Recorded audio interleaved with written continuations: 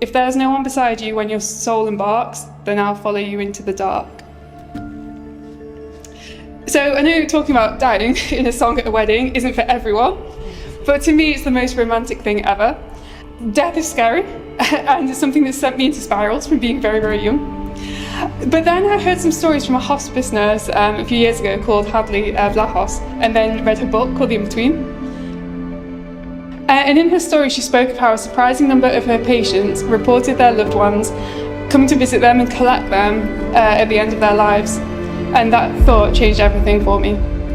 I may not know what it will be like to die, or what comes after, but knowing that in one way or another Kieran will be with me at the end brings me an immeasurable amount of comfort. I remember telling Lucy early on in my relationship with Kieran that I thought he might be the one because I could picture him at the end of the aisle on our wedding day. She might remember what she said about.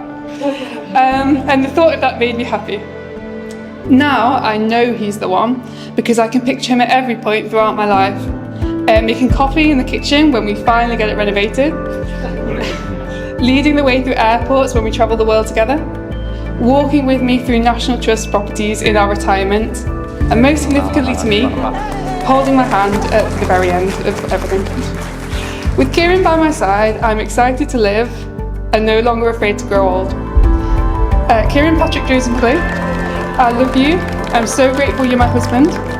And I promise not just to love you till death, but to find you and love you in every universe and every lifetime. Congratulations! Love you both. If heaven and hell decide that they both are satisfied, illuminate the no's on their vacancy signs. If there's no one beside you when your soul embarks, then I'll follow you into the dark.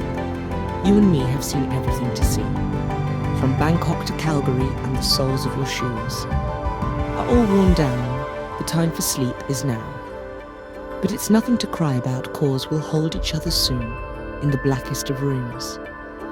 And if heaven and hell decide that they both are satisfied, and illuminate the no's on their vacancy signs, if there's no one beside you when your soul embarks, then I'll follow you into the dark. Then I'll follow you into the dark. To Mr. and Mrs. McGlade.